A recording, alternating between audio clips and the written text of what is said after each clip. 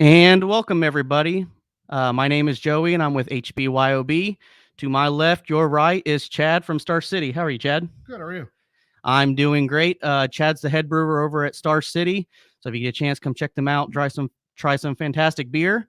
While we're doing that, did you bring us something to try here today, Chad? I brought us our whole station. It's a British Golden Ale, nice session beer.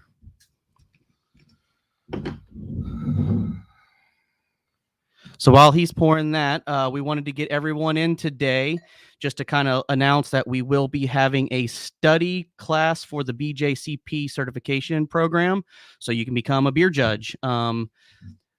Chad here has been a BJCP judge for how long now, Chad? 2, maybe 3 years. I keep forgetting to look. I think 2 years. Great. So he's been doing it for a couple of years. I don't know if any of you guys know, I started my journey when we did our first homebrew competition with Star City, kind of ironic. And I failed the test pretty miserably. I think we all did. I don't know anybody that actually passed that first test the first go around. Yeah, I mean, what really threw me for a loop was I was like, oh, I've been a home brewer for a decade plus now. Oh, I got this, right? Same thing I did. And I didn't no study, no nothing. I'm like the world's worst test taker. Pretty much I've had some other things I've had to take tests for. So I knew I was going to be kind of handed to it, but I really didn't expect it to be as a bad of experience as it turned out to be. I don't think anybody really prepares you for. I mean, I was the same way. I was a home brewer for 10 or 15 years. And all of a sudden one day I was like, I can pass that test. And boy, was I humbled. We'll talk about it later on, but the first test is like 200 questions, multiple choice. They say it's open book, but you only have an hour to take it. So there is no way you're getting through 200 questions and being able to look up answers as you go. So, yeah, I mean, I took it, and what happened with me was I actually ran out of time. They called an open book test, right? And I just flat out ran out of time. I got to like the last. Do you know how many questions there are total on the test? 200. Yeah, I had like 20 questions left, and it just said, you got 10 minutes. Yeah. I'm like, well, shoot. So I'm like, abacadabra all my way through there. I'm like, I'm at least going to put something on there. But yeah, I had quite the struggle getting through it. They say it's an open book test, but there's no possible way ever could research anything. Nope. You got to know your stuff. And it's just a pass fail basically to get you in the door.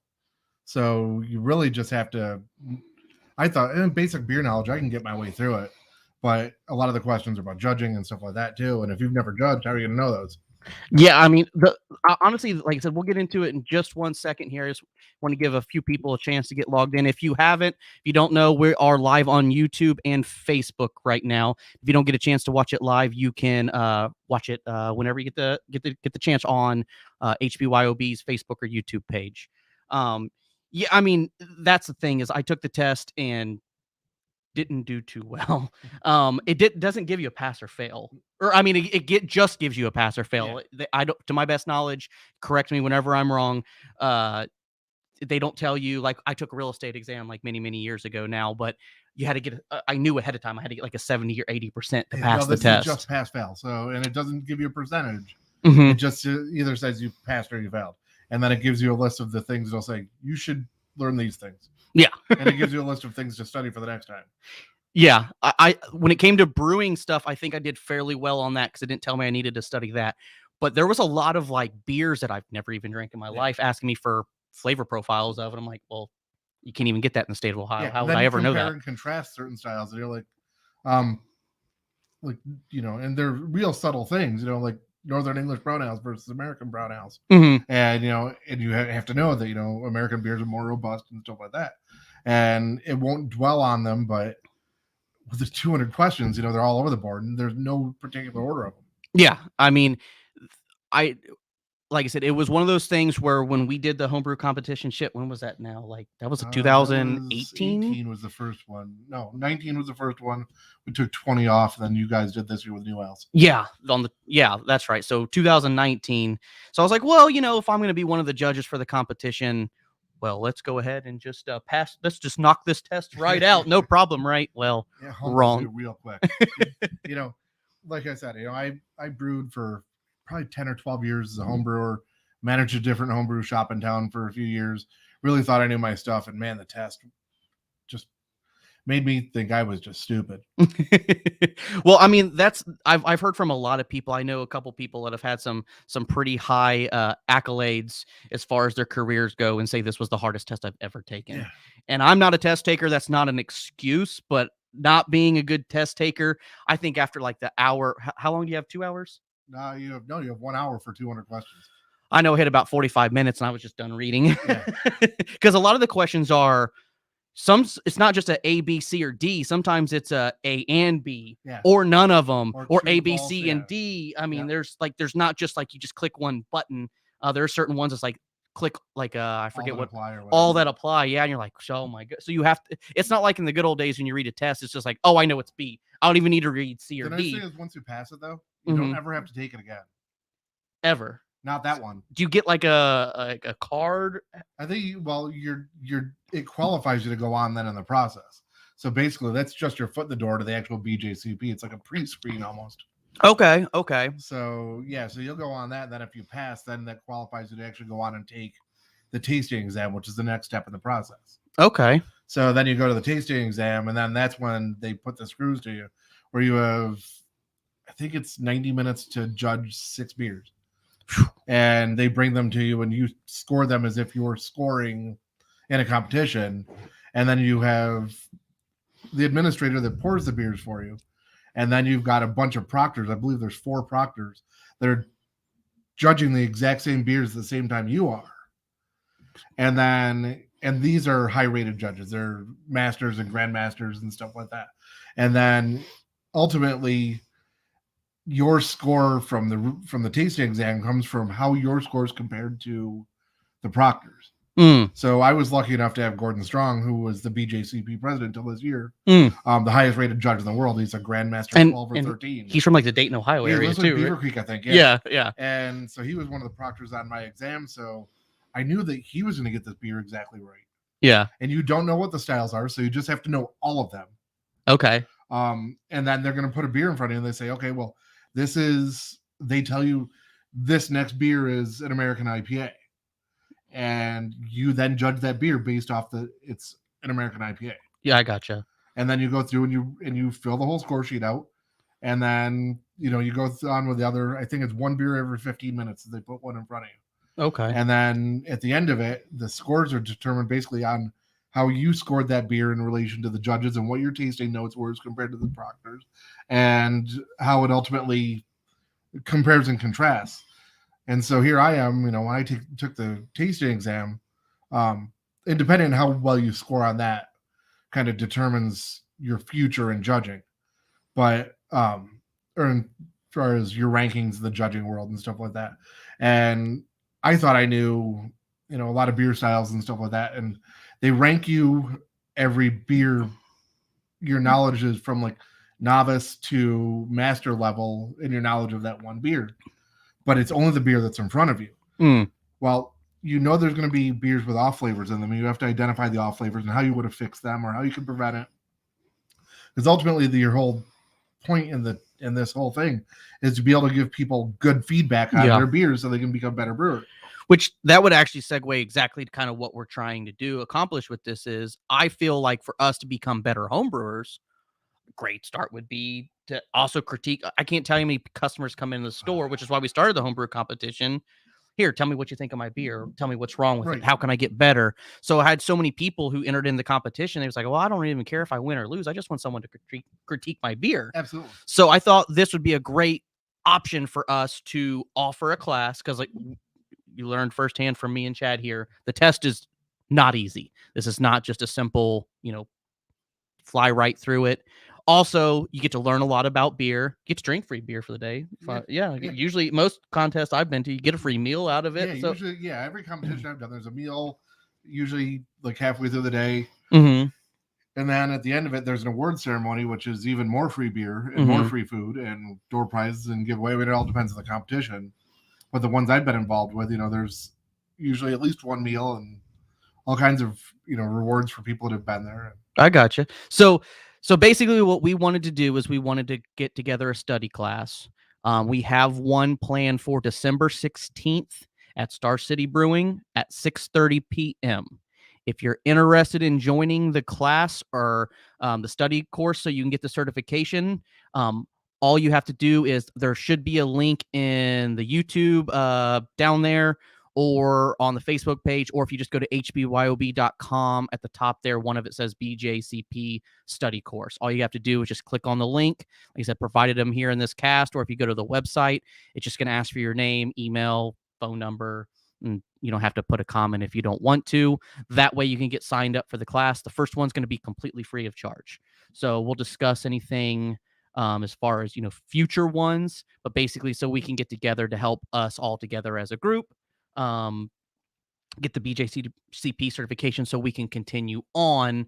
Is there any continuing education after that? Like basically we're trying to get our foot in the door. I guess one question I have before we go there is, can you enter a beer and still judge beers at that same competition? Yeah, you just have to tell them which styles you entered, because you can't judge categories you've entered. Okay. So, I don't, as a professional brewer, I don't enter competitions anymore. Fair enough. But, I have preferred styles I like and don't like. And so, I tell people, if there's one style I'm really not feeling like judging, like some people really have a big aversion to smoke. You don't want to judge smoke beers, and they'll do their best to make sure you're not in the smoke category. You. But in the same way that you entered competition, just tell them, I entered there's a spot in all the competition forums. Did you enter beers in this competition? Yes. Which categories did you enter? Because you have to be excluded from judging, because you'll know your beer. Yeah, for sure. Then we hope so. All the beer, all the competitions are judged blindly because they're all given a code letter, some kind of a code numbering system or whatever. So you wouldn't know unless there was a distinguishable mark on your bottle. But that's one of the big things, is to have no distinguishable marks. You're supposed to use, plain crown caps, nothing on the bottles or whatever. In fact, you can kind of get dinged for that. Yeah, that's where I'm a little. I've only physically attended a handful of beer competitions, and they were, or not a handful of competitions, but I go to Beer and Sweat every single year because I love that. But so that's what I'm like. What do you mean? Like I just got drunk bringing you all you judges beers, because I remember there was a guy like, oh, I got saisons or whatever. I was just curious. I'm like, is it possible if I entered in a beer? Because I always enter a beer too at Beer and Sweat, just because if I'm going to go all the way there, it's fun just to throw something in there. Yeah, the judge coordinator will make sure that that's one of their jobs. There's a whole bunch of people behind the scenes of the competition. There's cellar masters that are, that are coding the beers and making sure that every beer is assigned to the right flight. And then there's judging coordinators that are making sure that the right judges are on the right flights and stuff like that.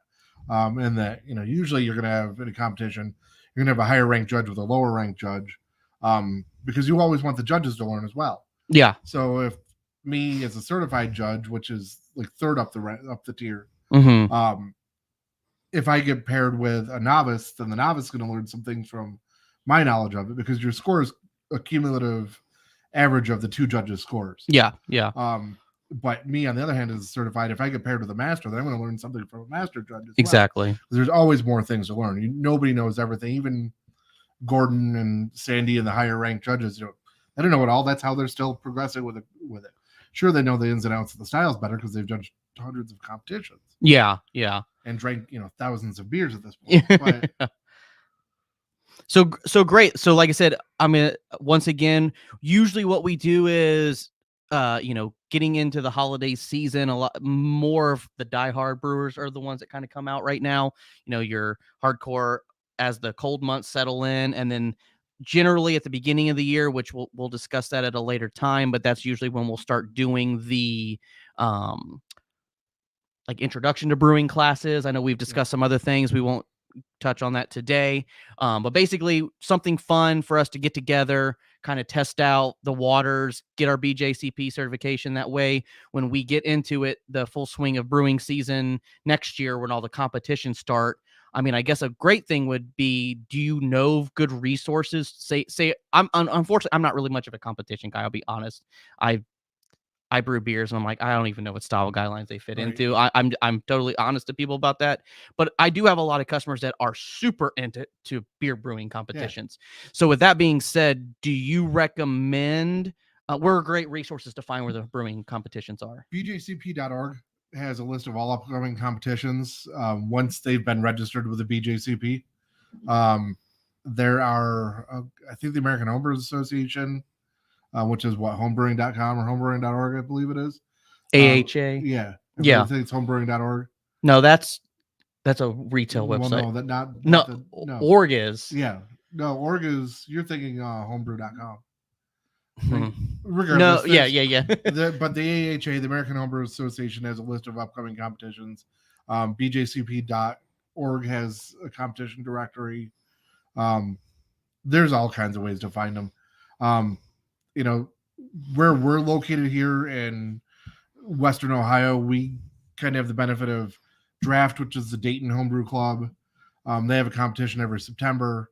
There's 2 homebrew clubs in Cincinnati, the Bloatarian Brewing League and the Cincinnati Malt Infusers.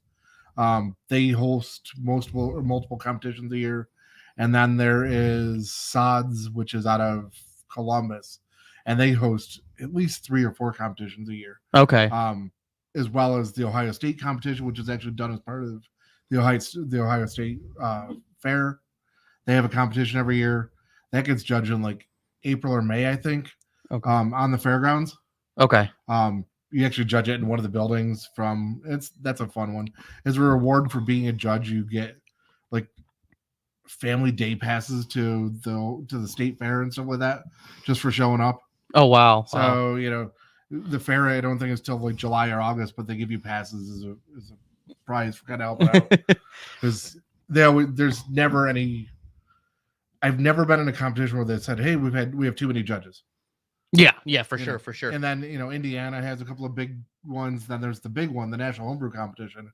Yeah, the early rounds start judging in March. Yeah, and one of the first legs of it is always done in Indianapolis at Daredevil Speedway or Daredevil's Brewing. Well, that was like I said, like you said, I can't tell you how many times I've been to Beer and Sweat, and they're like, "Oh, thank goodness you're here, Joey. Come help us judge." I'm like, "Well, sorry guys, can't.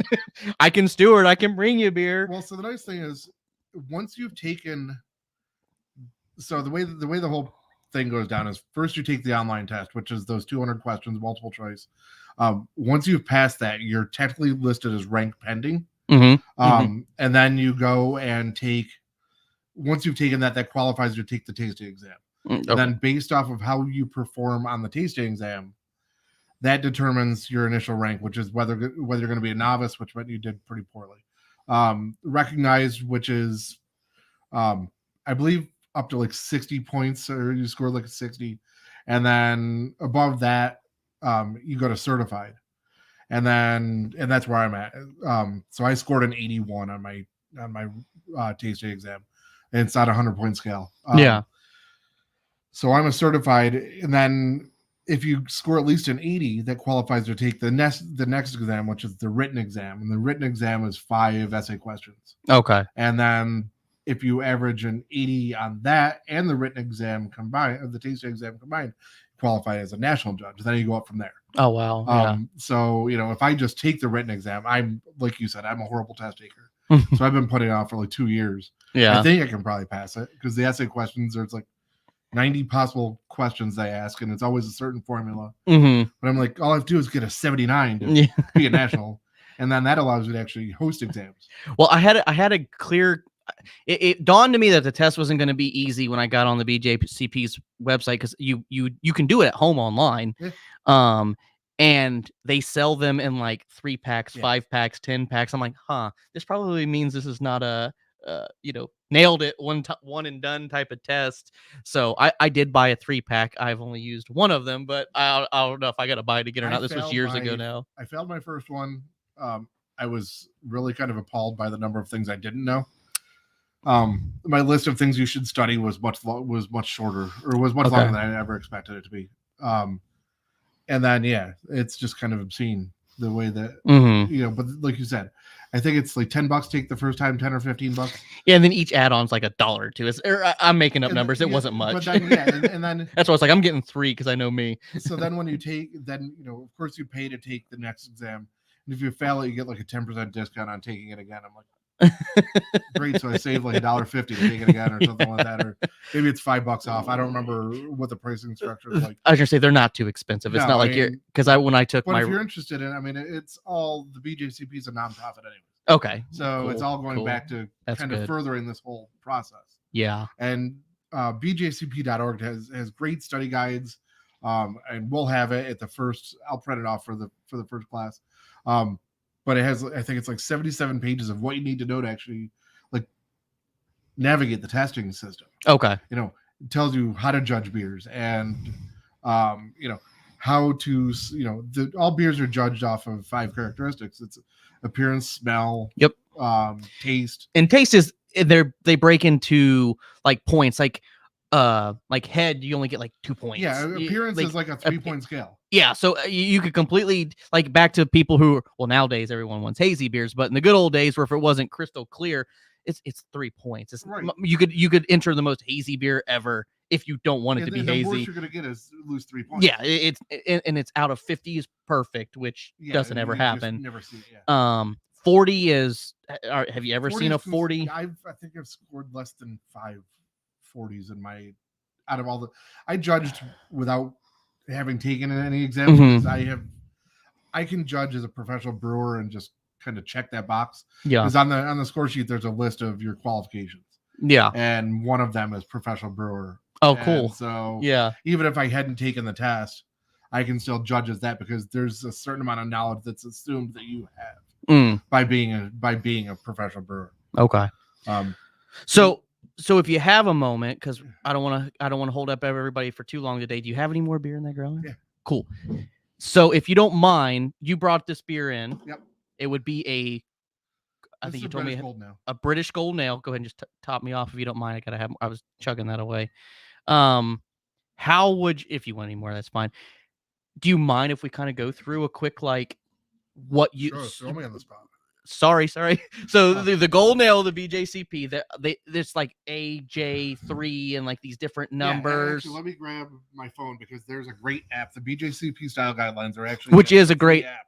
100% download that app. That is like, especially even if you don't want the certification, when it comes to brewing beers to enter into the competition, it is a great app to go, like, here's what I have. This is because I entered in a beer and I remember the remarks going, I scored like an 18. Right. And they were like, this is a great beer if you entered in the right category. Because I added coffee and like something else to a stout, and I entered it as a stout. And because coffee and I think like peanut butter or whatever else was there, like, dude, this is not traditionally a stout. Right. I'm like, shit, I got like an 18 because I entered it in the wrong damn category. So yeah, I mean, there is, according to this, there's 34 master categories. Yeah. And then each one has subcategories in it. So like in the case of the British Golden Ale, it's listed as a pale Commonwealth beer is the style overall, or is the category, and then which is category 12. Then 12A is British Golden Ale, and this gives you everything you need to know about it. Yeah, it gives you the breakdown from what the score sheets would look like. So it gives you an overall impression of what the beer should be like, what your aromas should be, your appearance, the flavor, mouthfeel, and then any overall experience. But I mean, like, right off the bat, like I said, I'm not going to like give points or anything, but like for me, I look at this beer, I'm like, I see a lot of great lacing on the glass. You didn't pour this too long ago. It seems to be holding a pretty good head. It's not, what would you call it? Like a straw. Yeah, it's I mean, like I'm looking at your phone right there. I mean, it's right there in the color. So I don't know if they can see it. Yeah, but on the style guidelines, it actually tells you. I don't know if the lighting plays it justice, but the color, it gives you a reference of what the colors should look like. Yeah. And we're kind of right in the middle of those two. Mm-hmm. So this says that we should be appearance-wise, and pardon me, I'm blind, but it said straw to golden in color. Definitely that. Good to brilliant clarity. Yeah, right. I'd call that good. Draft beer. Mine's a little hazy. Not too bad. Possibly a little chill haze. Yeah, that's definitely what it is. Because I mean, I poured this fresh in a holler. Low to moderate white head. That's about right. Perfect. Because this was poured out of a growler, I poured it right in the middle of the glass. I didn't pour this like I would in a competition. Low head is acceptable. I would say carbonation is definitely there. It's not overly carbonated, but it's not like Pilsner carbonated. So then, if you go into mouthfeel, which is where you're going to talk about carbonation, light to medium body, low to moderate carbonation. Yeah, put it right there. Now, it's a little subjective because when you have beers on tap, it's kind of hard to completely control that. Keep in mind that, almost most competitions are being, you submit 2 to 4 12-ounce bottles. Yeah. I mean, bitterness, it's not I mean, you can detect hops, but it's not a hop bomb by all means. So the flavor, the hops are supposed to be the star of the show in this. Mhm. Medium to almost get like high bitterness. But I mean, it's definitely there, but I don't get like it's not an IPA. Yeah, that's what absolutely. I'm getting to. It's not an IPA, but it's definitely there. This, when I brewed this beer, I brewed this for a session beer for me to drink at the brewery when I'm there at night. Because I don't like to drink higher ABV beers. I don't either, generally, till recently. But as a general rule, IBU's 20 to 40 or 20 to 45. This is 36, which kind of puts it right in the middle of it.